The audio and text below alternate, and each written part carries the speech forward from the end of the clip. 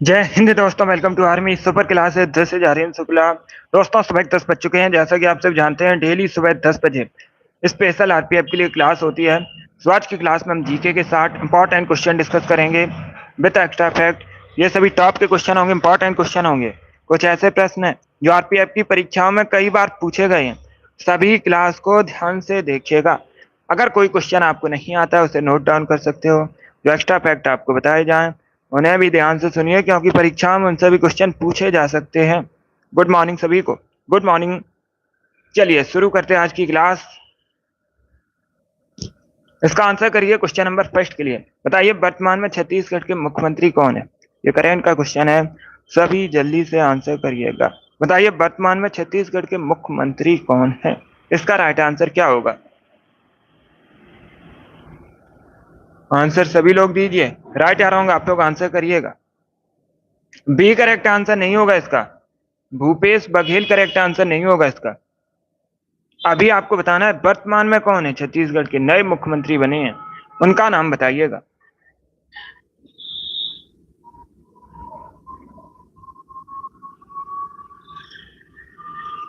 इसका right answer option number A होगा, विष्णुदेव साय। या तो ऑप्शन नंबर ए इसका राइट आंसर है। विष्णुदेव वर्तमान में छत्तीसगढ़ के मुख्यमंत्री हैं, तो ऑप्शन नंबर ए इसका राइट आंसर होगा। Good morning. यस, अभी वर्तमान में छत्तीसगढ़ के मुख्यमंत्री विष्णुदेव हैं। ऑप्शन नंबर ए इसका राइट आंसर होगा। चलिए आगे बढ़ते हैं। इसका आंसर करिए क्वेश्चन नंबर 2 के लिए। उपचुनाव कब कराया जाता है। इसका राइट आंसर क्या होगा। उपचुनाव कब करवाया जाता है। 2 वर्ष बाद, 3 वर्ष बाद, 5 वर्ष बाद, या फिर कभी भी। इस प्रकार से ऑप्शन हैं। जिसने अभी लाइव सेशन को लाइक नहीं किया है, लाइक कीजिए, शेयर कीजिएगा। चैनल पर नए हैं, चैनल को सब्सक्राइब कीजिए, बेल आइकन को प्रेस कीजिए, ताकि सभी नोटिफिकेशन आप तक पहुंच सके। इसका right answer option number D होगा, कभी भी। Yes, option number D correct answer है। इसका आंसर करिए क्वेश्चन नंबर 3 के लिए। इनकलाब जिंदाबाद का नारा किसने दिया था। इनकलाब जिंदाबाद का नारा किसने दिया था। खुदीराम बोस, सुभाष चंद्र बोस, महात्मा गांधी, या फिर भगत सिंह। इस प्रकार से ऑप्शन हैं। तो इसका right answer option number D होगा, भगत सिंह ने। यस, डी करेक्ट आंसर होगा, भगत सिंह ने इनकलाब जिंदाबाद का नारा दिया था। ऑप्शन नंबर डी इसका राइट आंसर होगा। इस बार आप सभी ने करेक्ट आंसर दिए हैं, सभी ने इस बार करेक्ट आंसर दिए हैं। अब इसका आंसर करिएगा क्वेश्चन नंबर 4 के लिए। बताइए कोयना डैम किस राज्य में। इसका राइट आंसर क्या होगा। कोयना डैम किस राज्य में। पहली बात तो आप लोग याद रखिएगा, अगर पूछा जाए कोयना बांध किस नदी पर है, तो आप लोग याद रखिएगा कोयना रिवर पर है। किस रिवर पर है। कोयना रिवर पर है। और कहां पर है, महाराष्ट्र में। ऑप्शन नंबर ए इसका राइट आंसर होगा। यस, ए करेक्ट आंसर होगा, महाराष्ट्र में। अब इसका आंसर करिए क्वेश्चन नंबर 5 के लिए। समतल कोण का एसआई मात्रक बताइए क्या होता है। फिजिक्स से संबंधित क्वेश्चन है। इसका करेक्ट आंसर बताइएगा। समतल कोण का एसआई मात्रक क्या होता है। रेडियन, स्टेरेडियन, केल्विन, या फिर कैंडिला। इस प्रकार से ऑप्शन हैं। तो सभी इसका आंसर करिए क्वेश्चन नंबर 5 के लिए। बताइए इसका राइट आंसर क्या होगा। बी करेक्ट आंसर नहीं होगा इसका। बी करेक्ट आंसर नहीं होगा। स्टेरेडियन घन कोण का मात्रक होता है। किसका होता है, घन कोण का मात्रक होता है स्टेरेडियन। तो 20 का राइट आंसर नहीं होगा, इसका right answer option number A होगा, रेडियन। या तो ऑप्शन नंबर ए इसका राइट आंसर है। आप लोग याद रखिएगा, रेडियन समतल कोण का ऐसा ही मात्रक है। और अगर पूछ लेते क्वेश्चन में घन कोण का ऐसा ही मात्रक क्या होता है, तब आप लोग याद रखिएगा घन कोण का ऐसा ही मात्रक होता है स्टेरेडियन। ये दोनों अलग अलग क्वेश्चन है, इनको आप लोग याद रखिएगा। समतल कोण का होता है रेडियन और घन कोण का होता है स्टेरेडियन। चलिए आगे बढ़ते हैं। अब इसका आंसर करिएगा क्वेश्चन नंबर 6 के लिए। सभी जल्दी से आंसर करिए क्वेश्चन नंबर 6 के लिए। बताइए द डिवाइन कॉमेडी नामक पुस्तक किसके द्वारा लिखी गई है। एक पुस्तक दी गई है, इसके लेखक बताइएगा। द डिवाइन कॉमेडी नामक पुस्तक किसके द्वारा लिखी गई है।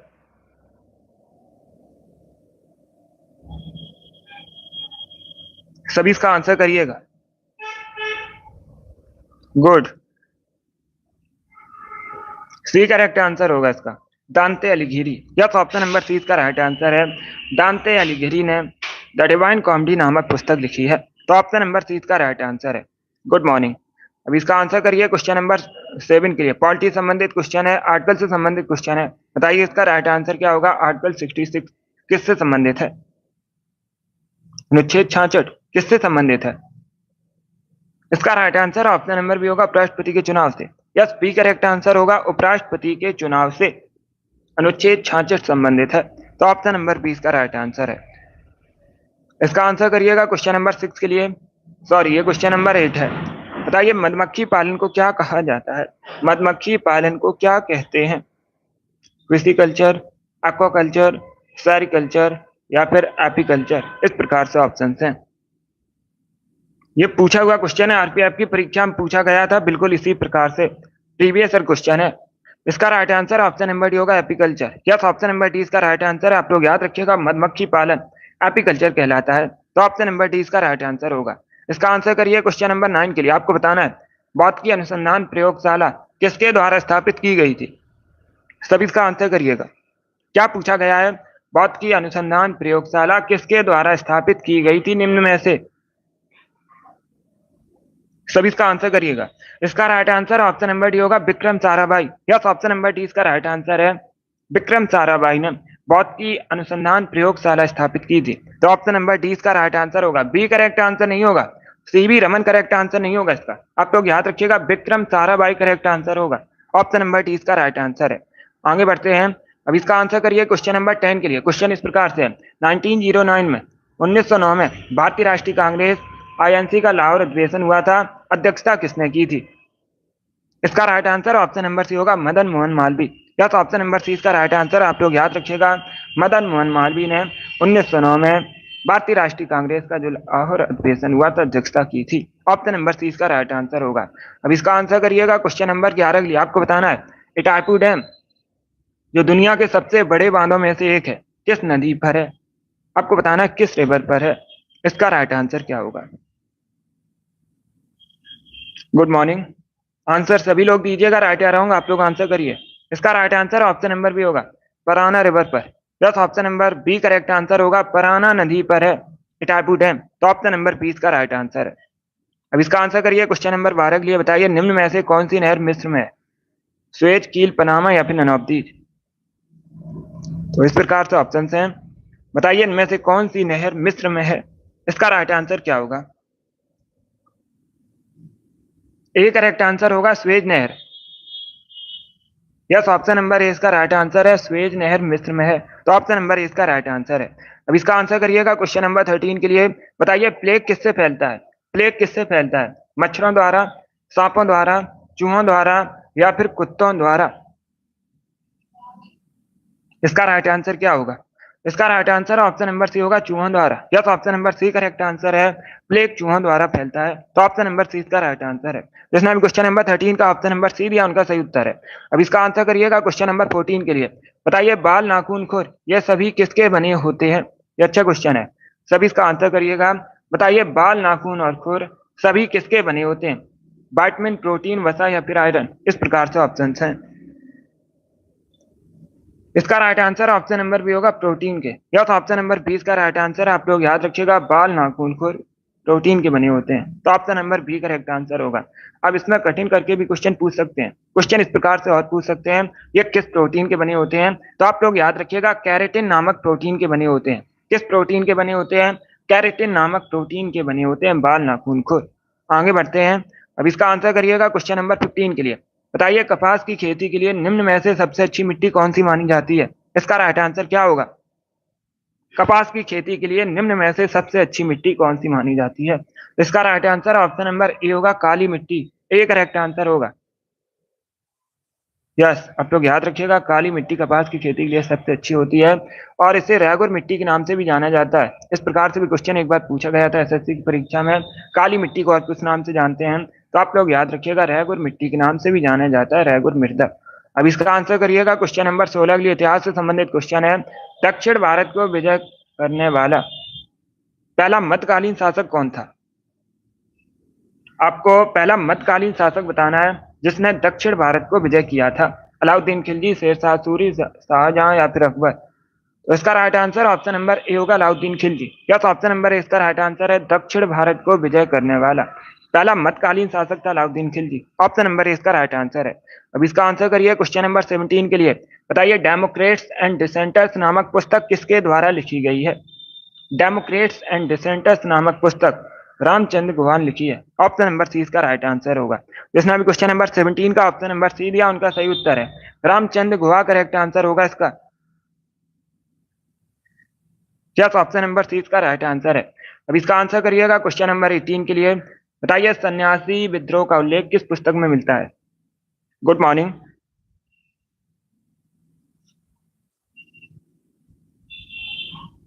Yes imagine.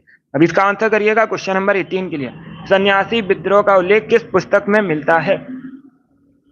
तो इसका right answer option number C होगा आनंद मठ में। यस, ऑप्शन नंबर सी इसका राइट आंसर। आप लोग याद रखिएगा आनंद मठ पुस्तक में मिलता है सन्यासी विद्रोह का उल्लेख। ऑप्शन नंबर सी इसका राइट आंसर होगा। अब क्या क्वेश्चन पूछा जाएगा? आनंद मठ पुस्तक किसके द्वारा लिखी गई है ये आपको बताना है। सभी जल्दी से बताइएगा आनंद मठ पुस्तक किसके द्वारा लिखी गई है?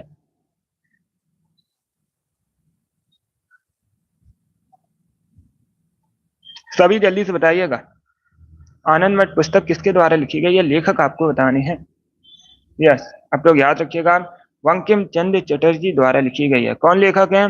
बंकिम चंद्र चटर्जी। इन्होंने आनंद मठ पुस्तक को लिखा है। रविन्द्रनाथ टैगोर करेक्ट आंसर नहीं होगा। बंकिम चंद्र चटर्जी करेक्ट आंसर होगा इसका।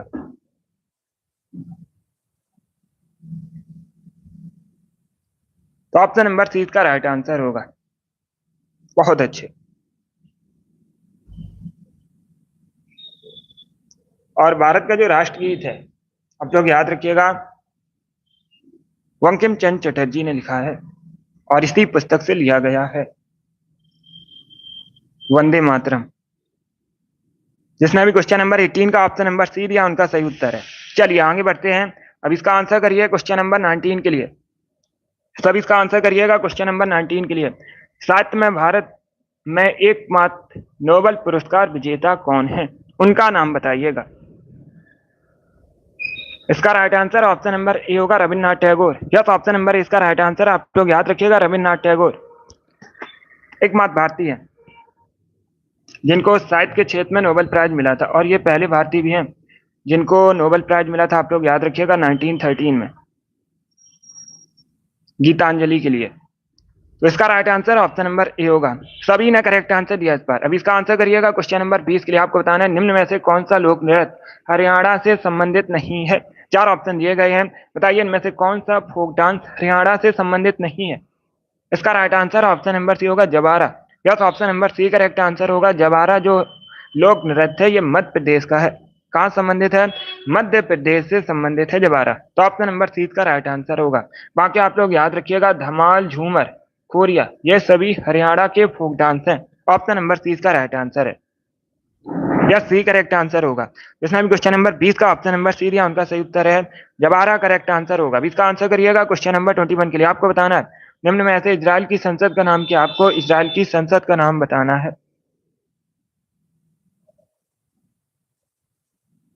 इसका right answer option number C होगा नेसेट।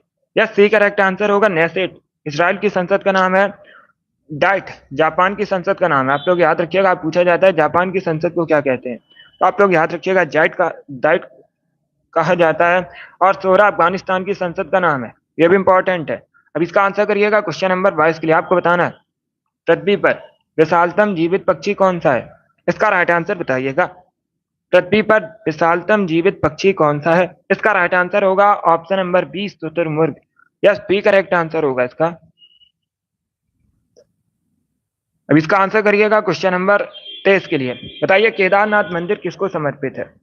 केदारनाथ मंदिर कहाँ पर है पूछा जाएगा, तो आप लोग याद रखिएगा उत्तराखंड में है। कहाँ पर है? उत्तराखंड में केदारनाथ मंदिर। बताइए किसको समर्पित है? भगवान विष्णु, भगवान शिव, भगवान गणेश या फिर भगवान राम?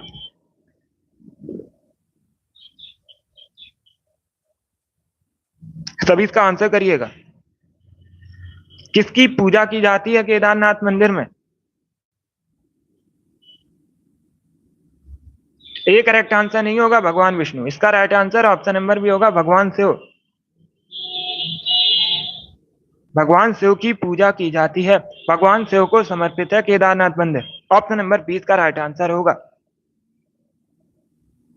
अब इसका आंसर करिएगा क्वेश्चन नंबर 24 के लिए। आपको बताना है असहयोग आंदोलन शुरू हुआ था उस समय भारत का वायसराय कौन था? इसका राइट आंसर बताइएगा। जब असहयोग आंदोलन शुरू हुआ था उस समय भारत का वायसराय कौन था? अगर पूछ लें परीक्षा में असहयोग आंदोलन कब हुआ था, तो आप लोग याद रखिएगा 1920 1920 में शुरू हुआ था। उस समय भारत का वायसराय था Lord Chelmsford. B correct answer होगा इसका।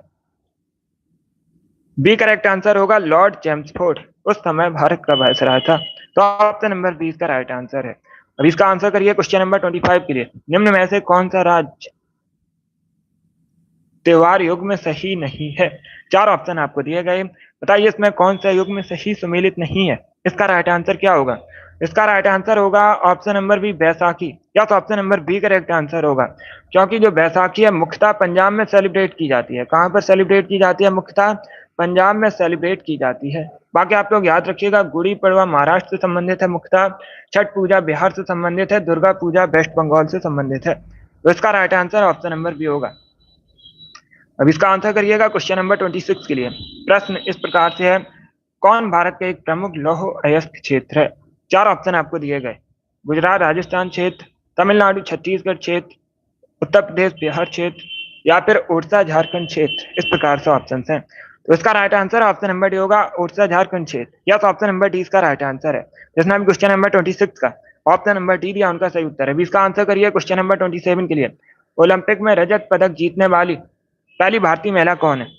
पहली भारतीय महिला का नाम बताइएगा जिन्होंने ओलंपिक में पहला रजत पदक जीता था। तो इसका right answer option number A होगा, पीवी सिंधु, या तो ऑप्शन नंबर ए इसका राइट आंसर है। ओलंपिक में रजत पदक जीतने वाली पहली भारतीय महिला पीवी सिंधु है। और ये बैडमिंटन से संबंधित है। अगर पूछा जाए किस खेल से संबंधित है, बैडमिंटन से संबंधित है। अब इसका आंसर करिएगा क्वेश्चन नंबर 28 के लिए। आपको बताना है मनुष्य में मुख्य श्वसन अंग कौन सा है? तो इसका right answer option number A होगा, फेफड़ा। अब इसका आंसर करिए क्वेश्चन नंबर 29 के लिए।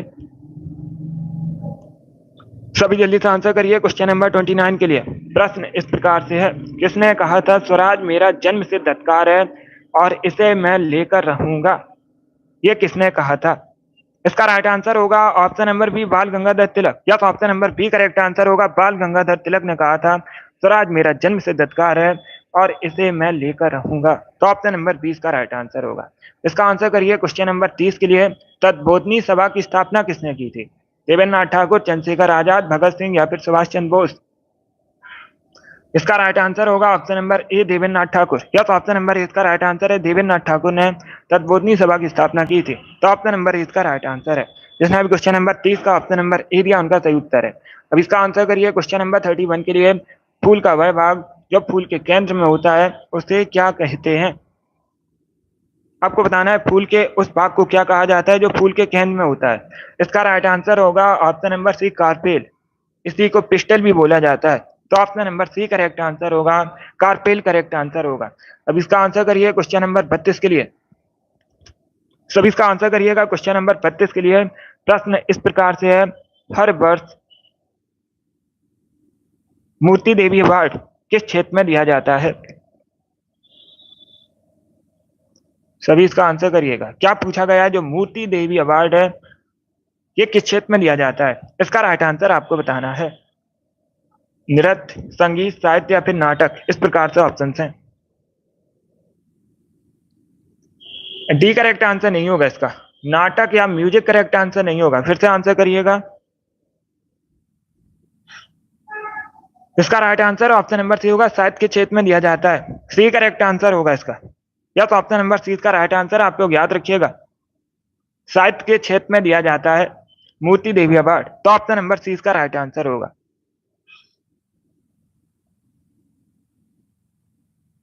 सी करेक्ट आंसर होगा इसका, साहित्य के क्षेत्र में दिया जाता है। ऑप्शन नंबर सी इसका राइट आंसर है। डी करेक्ट आंसर नहीं होगा इसका। क्वेश्चन नंबर 31 में प्रश्न में पूछा गया था फूल का वह भाग जो फूल के केंद्र में होता है उसे क्या कहते हैं? उसे कहा जाता है कार्पेल, पिस्टल भी बोला जाता है। तो option number C correct answer होगा, कार्पेल कहा जाता है वह भाग जो फूल के केंद्र में होता है। सी करेक्ट आंसर होगा इसका। चलिए आगे बढ़ते हैं। इसका आंसर करिएगा क्वेश्चन नंबर 33 के लिए। सभी जल्दी से आंसर करिए क्वेश्चन नंबर 33 के लिए। बताइए इसका राइट आंसर क्या होगा। आपको बताना है अ better India a better world पुस्तक किसके द्वारा लिखी गई है? लेखक आपको बताने हैं। लेखक आपको बताने हैं a better India a better world पुस्तक किसके द्वारा लिखी गई है। इसका right answer option number B होगा N R Narayana Murthy. Yes, option number 20 का राइट आंसर है। आप लोग याद रखिएगा, एन आर नारायण मूर्ति ने अ बेटर इंडिया बेटर वर्ल्ड नामक पुस्तक लिखी है। तो ऑप्शन नंबर 20 का राइट आंसर है। अब इसका आंसर करिएगा क्वेश्चन नंबर 34 के लिए। आपको बताना है सीआरपीएफ का मुख्यालय कहाँ पर है, हेडक्वार्टर बताइएगा सीआरपीएफ का कहाँ पर है। केंद्रीय रिजर्व पुलिस बल का मुख्यालय कहाँ पर है भारत में, शिलांग, कोची, नई दिल्ली या फिर जबलपुर में। इसका right answer option number C होगा नई दिल्ली में। Yes, option number C correct answer होगा, न्यू दिल्ली में सीआरपीएफ का हेडक्वार्टर मुख्यालय है। अब इसका आंसर करिएगा क्वेश्चन नंबर 35 के लिए। बताइए पंचायती राज किस सूची का विषय है। तो पंचायती राज है किस सूची का विषय है, संघ सूची, राज सूची, संपत्ति सूची या फिर नन ऑफ दीज। इसका right answer option number B होगा, स्टेट लिस्ट के अंतर्गत आता है पंचायती राज। ऑप्शन नंबर 20 का राइट आंसर होगा, राज्य सूची का विषय है। इसका आंसर करिएगा क्वेश्चन नंबर 36 के लिए। निशान पाकिस्तान की उपाधि किस भारतीय को मिली है। आपको बताना है किस भारतीय को इनमें से निशान पाकिस्तान की उपाधि से सम्मानित किया गया है। इसका right answer option number B होगा, मोरारजी देसाई, भारत के पूर्व प्रधानमंत्री हैं। यस पूजा। तो इसका right answer option number B होगा, भारत के पूर्व प्रधानमंत्री हैं, इनको निशान पाकिस्तान की उपाधि से सम्मानित किया गया है। ऑप्शन नंबर 20 का राइट आंसर होगा मोरारजी देसाई। अब इसका आंसर करिएगा क्वेश्चन नंबर 37 के लिए। सभी इसका आंसर करिए क्वेश्चन नंबर 27 के लिए। बताइए मुख्य चुनाव आयुक्त की नियुक्ति कौन करता है। क्या पूछा गया है, मुख्य चुनाव आयुक्त की भारत में नियुक्ति कौन करता है, राष्ट्रपति, प्रधानमंत्री, पार्लियामेंट या फिर भारत का मुख्य न्यायाधीश। इसका right answer option number A होगा, राष्ट्रपति। ए करेक्ट आंसर होगा, प्रेसिडेंट मुख्य चुनाव आयुक्त की नियुक्ति करता है। तो ऑप्शन नंबर ए इसका राइट आंसर होगा। चलिए आगे बढ़ते हैं। अब इसका आंसर करिए क्वेश्चन नंबर 38 के लिए। अविश्वास प्रस्ताव किस सदन में लाया जाता है। सभी जल्दी से आंसर करिएगा। अविश्वास प्रस्ताव किस सदन में लाया जाता है, लोकसभा, राज्यसभा, दोनों में से किसी भी सदन में या फिर नन ऑफ दीज। इसका right answer option number A होगा, लोकसभा में। यस, ऑप्शन नंबर ए इसका राइट आंसर है। आप लोग याद रखिएगा, जो अविश्वास प्रस्ताव है लोकसभा में लाया जाता है। और एक प्रश्न पूछा जाता है परीक्षा में, क्या क्वेश्चन पूछा जाता है, पहले अविश्वास प्रस्ताव और दूसरे अविश्वास प्रस्ताव में कम से कम कितना अंतर होना चाहिए। तो आप लोग याद रखिएगा, कम से कम 6 महीने का अंतर होना चाहिए। इसका आंसर करिए क्वेश्चन नंबर 39 के लिए।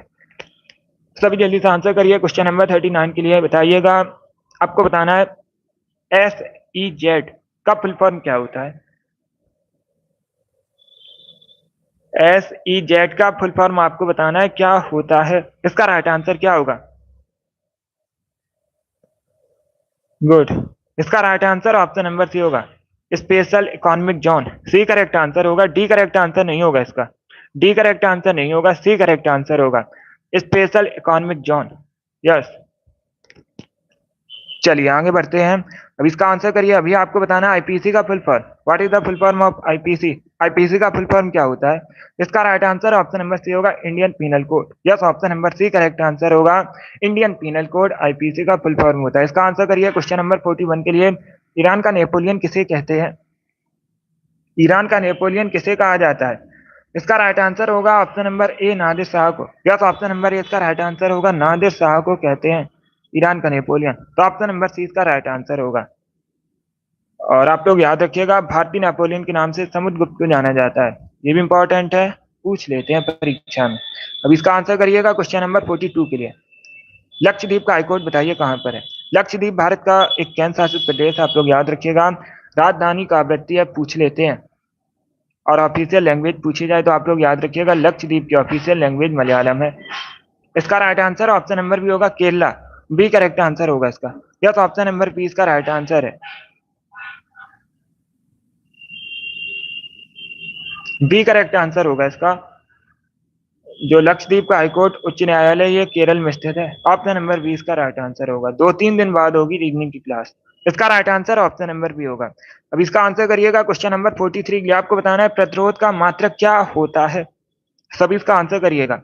बताइए प्रतिरोध का मात्रक क्या होता है। इसका right answer option number C होगा, ओम। सी करेक्ट आंसर होगा, ओम प्रतिरोध का मात्रक होता है। तो ऑप्शन नंबर सी इसका राइट आंसर होगा। जिसने भी क्वेश्चन नंबर 43 का ऑप्शन नंबर सी दिया उनका सही उत्तर है। अब इसका आंसर करिएगा क्वेश्चन नंबर 44 के लिए। सभी जल्दी से आंसर करिए क्वेश्चन नंबर 44 के लिए। आपको बताना है जूनागढ़ शिलालेख निम्न में से किस शासक से संबंधित है। इसका राइट आंसर क्या होगा। सभी जल्दी से आंसर करिएगा। बताइएगा जूनागढ़ शिलालेख निम्नलिखित शासकों में से किससे संबंधित है? इसका राइट आंसर बताइएगा। इसका right answer option number D होगा, रुद्रदामन प्रथम से संबंधित है। तो ऑप्शन नंबर डी इसका राइट आंसर है। यस, डी करेक्ट आंसर होगा इसका। अब इसका आंसर करिएगा। क्वेश्चन नंबर 45 के लिए बताइए गोरा किसकी रचना है? गोरा के लेखक कौन है? तो इसका right answer option number D होगा, Rabindranath Tagore. Yes, option number D correct answer है। आप लोग याद रखिएगा, गोरा रविन्द्रनाथ टैगोर की रचना है, इसलिए ऑप्शन नंबर डी इसका राइट आंसर है। चलिए आगे बढ़ते हैं।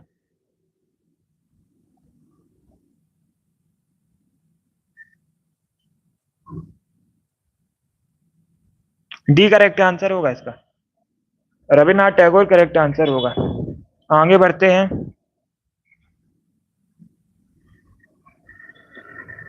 अब इसका आंसर करिएगा। क्वेश्चन नंबर 46 के लिए आपको बताना है शहर मदुरई किस नदी के किनारे स्थित है? सभी इसका आंसर करिएगा। बताइए मदुरई शहर किस नदी के किनारे स्थित है? पहली बात तो आप लोग याद रखिएगा, जो मदुरई शहर है ये कहाँ पर है? तमिलनाडु में। आप लोग याद रखिएगा, तमिलनाडु में है मदुरई शहर। और मदुरई में आप लोग याद रखिएगा मीनाक्षी टेम्पल स्थित है। पूछा जाएगा परीक्षा में क्वेश्चन, मीनाक्षी टेम्पल कहाँ पर है?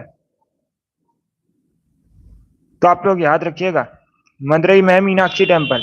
किस नदी के किनारे स्थित है? वेगई नदी के किनारे स्थित है। ऑप्शन नंबर डी इसका राइट आंसर हो, डी करेक्ट आंसर होगा। यह संतोष, इसी प्रकार के क्वेश्चन परीक्षा में पूछे जाएंगे। इसमें कुछ ऐसे प्रश्न भी हैं जो प्रीवियस ईयर क्वेश्चन है, परीक्षा में अभी तक पूछे गए हैं। अब इसका आंसर करिए। क्वेश्चन नंबर 47 के लिए बताइए मनुष्य की आंख में कौन सा लेंस होता है? मनुष्य की आंख में आपको बताना है कौन सा लेंस होता है। इसका right answer option number A होगा, अप्टल lens. Yes, option number A इसका राइट आंसर है। आप लोग याद रखिएगा मनुष्य की आंख में अप्टल लेंस होता है, तो ऑप्शन नंबर ए इसका राइट आंसर होगा। ए करेक्ट आंसर होगा इसका। अब इसका आंसर करिए। क्वेश्चन नंबर 48 के लिए आपको बताना है 1856 में डलहौजी ने अवध पर कब्जा किया था, उस समय अवध का नवाब कौन था? आपको उस समय अवध का नवाब बताना है कौन था। तो इसका right answer option number B होगा, Wajid Ali Shah. Yes, option number B correct answer होगा। जब 1856 में डलहौजी ने अवध पर कब्जा किया था उस समय अवध का नवाब वाजिद अली शाह था, तो ऑप्शन नंबर बी इसका राइट आंसर है। अब इसका आंसर करिए। क्वेश्चन नंबर 49 के लिए बताइए टॉर्च में किस तर्पण का प्रयोग किया जाता है? आपको बताना है टॉर्च में किस तर्पण का प्रयोग किया जाता है। इसका right answer option number A होगा, उत्तल दर्पण का। यस, ऑप्शन नंबर ए इसका राइट आंसर है। आप लोग याद रखिएगा टॉर्च में अवतल दर्पण का प्रयोग किया जाता है। अब इसका आंसर करिए। क्वेश्चन नंबर 50 के लिए बताइए निम्न में से कौन सा कर्नाटक संगीत का एक राग है? चार ऑप्शन दिए गए, टप्पा, ठुमरी, ख्याल या फिर सिंधु भैरवी। इस प्रकार से ऑप्शन हैं। इसका right answer option number D होगा, सिंधु भैरवी। अब इसका आंसर करिए। क्वेश्चन नंबर 51 के लिए बताइए भारतीय फिल्म एवं टेलीविजन संस्थान कहाँ पर है? भारतीय फिल्म एवं टेलीविजन संस्थान कहाँ पर है? नई दिल्ली, पुणे, भोपाल या फिर मुंबई में? तो इसका right answer option number B होगा, पुणे में। यस, ऑप्शन नंबर बी आपका राइट आंसर है। आप लोग याद रखिएगा जो भारतीय फिल्म एवं टेलीविजन संस्थान है ये महाराष्ट्र के पुणे में है, तो ऑप्शन नंबर 20 का राइट आंसर होगा। पुणे को भारत में दक्कन क्वीन के नाम से जाना जाता है। परीक्षा में इसी प्रकार से क्वेश्चन पूछा जाता है, दक्कन क्वीन किसे कहते हैं? तो आप लोग याद रखिएगा पुणे को। अब इसका आंसर करिए। क्वेश्चन नंबर 52 के लिए आपको बताना है चट्टानों एवं खनिजों में सर्वाधिक मात्रा में पाए जाने वाला तत्व कौन सा है? इसका राइट आंसर क्या होगा? तो इसका right answer option number A होगा, सिलिकॉन। ए करेक्ट आंसर होगा इसका, सिलिकॉन। अब इसका आंसर करिएगा। क्वेश्चन नंबर 53 के लिए आपको बताना है ऊंट कला एक पारंपरिक उत्सव है जो प्रतिवर्ष किस राज्य में आयोजित होता है? ये बहुत सी परीक्षा में पूछा हुआ क्वेश्चन है। बताइए इसका राइट आंसर क्या होगा? ऊंट कला प्रतिवर्ष किस राज्य में आयोजित होता है? तो इसका right answer option number A होगा, राजस्थान में। ए करेक्ट आंसर होगा। अब इसका आंसर करिएगा। क्वेश्चन नंबर 54 के लिए आपको बताना है सुभाष चंद्र बोस ने अस्थायी सरकार की स्थापना कहां पर की थी? सिंगापुर, जापान, बर्मा या फिर भारत? तो इसका right answer option number A होगा, सिंगापुर में। क्या ऑप्शन नंबर ए इसका राइट आंसर? आप लोग याद रखिएगा सिंगापुर में सुभाष चंद्र बोस ने अस्थायी सरकार की स्थापना की थी। ऑप्शन नंबर ए इसका राइट आंसर है। अभी इसका आंसर करिए। क्वेश्चन नंबर 55 के लिए बताइए ठोस चालक में क्या धारावाहिक होते हैं? प्रोटॉन, न्यूट्रॉन, फ्री इलेक्ट्रॉन या फिर नन ऑफ दीज? तो इसका right answer option number C होगा, मुक्त electron. Yes, option number C इसका राइट आंसर। आप लोग याद रखिएगा ठोस चालक में मुक्त इलेक्ट्रॉन धारावाहिक होते हैं। ऑप्शन नंबर सी इसका राइट आंसर है।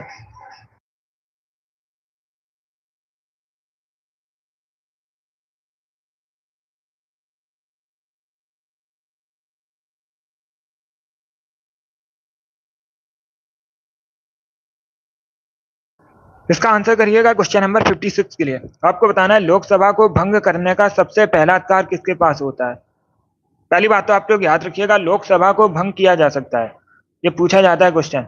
लोकसभा को भंग किया जा सकता है जबकि राज्यसभा को भंग नहीं किया जा सकता है, इसे आप लोग याद रखिएगा। और राष्ट्रपति के पास सबसे पहला अधिकार होता है लोकसभा को भंग करने का। अब इसका आंसर करिएगा क्वेश्चन नंबर 57 के लिए। आपको बताना है भूमध्य सागर से उत्तर पश्चिमी तक निम्न में से कौन सी हवा बह रही है। तो ऑप्शन नंबर ए इसका राइट आंसर होगा पश्चिमी विक्षोभ। यस, ऑप्शन नंबर ए इसका राइट आंसर है। अब इसका आंसर करिएगा क्वेश्चन नंबर 58 के लिए। आपको बताना है संयुक्त राष्ट्र संघ का प्रतीक चिन्ह क्या है। सभी इसका आंसर करिएगा। अगर पूछा जाए संयुक्त राष्ट्र संघ की स्थापना कब हुई थी तो आप लोग याद रखिएगा 24 अक्टूबर 1945 में। 24 अक्टूबर 1945 1945 में स्थापना हुई थी। और आप लोग याद रखिएगा इसका जो मुख्यालय है, हेडक्वार्टर, आप लोग याद रखिएगा अमेरिका के न्यूयॉर्क में स्थित है। ये भी पूछ लेते हैं, अमेरिका के न्यूयॉर्क में स्थित है। इसका right answer option number C होगा जैतून की पत्तियां, सही करेक्ट आंसर होगा इसका। अब इसका आंसर करिए क्वेश्चन नंबर 59 के लिए। सब इसका आंसर करिए क्वेश्चन नंबर 59 के लिए। बताइए पश्चिमी घाट की सबसे ऊंची चोटी कौन सी है। इसका right answer option number C होगा अनाईमुडी, सी करेक्ट आंसर होगा इसका। या तो ऑप्शन नंबर सी इसका राइट आंसर है। आप लोग याद रखिएगा पश्चिमी घाट की सबसे ऊंची चोटी अनाईमुडी है। इसका आंसर करिए क्वेश्चन नंबर 60 के लिए। आपको बताना है ये जो स्पेस है यहाँ पर क्या भरा जाएगा। लोकतंत्र की जरूरी विशेषता, किसको प्रमुखता देना है। नागरिक, नागरिक संगठन, न्यायपालिका या फिर कार्यकारी अधिकारी। तो इसका right answer option number A होगा नागरिक को। या तो ऑप्शन नंबर ए इसका राइट आंसर है। आप लोग याद रखिएगा लोकतंत्र की जरूरी विशेषता, नागरिक को विशेष प्रमुखता देना है, तो ऑप्शन नंबर ए इसका राइट आंसर होगा। जिसने भी क्वेश्चन नंबर 60 का ऑप्शन नंबर ए दिया उनका सही उत्तर है नागरिक, करेक्ट आंसर होगा। बहुत अच्छे। चलिए दोस्तों, आज की क्लास में हमने जीके के 60 इंपॉर्टेंट क्वेश्चन डिस्कस किए with extra fact. I hope आप सभी को ये प्रश्न समझ आए होंगे। सो क्लास को लाइक कीजिए, शेयर कीजिए, चैनल पर नए हैं चैनल को सब्सक्राइब कीजिएगा, बेल आइकन को प्रेस कीजिए ताकि सभी नोटिफिकेशन आप तक पहुंच सकें। डेली सुबह 10 बजे सेशन होता है, स्पेशल जीके जीएस का सेशन है। 50 क्वेश्चन पूछे जाएंगे परीक्षा में, आरपीएफ में, जीके के। हमारा 50 में 50 का टारगेट है। इसके लिए डेली सेशन को ज्वाइन कीजिएगा। डेली सुबह 10 बजे सेशन होता है। चलिए 6 7 मैं आपको मिलूंगा अगली क्लास में। Thank you guys, thank you for watching.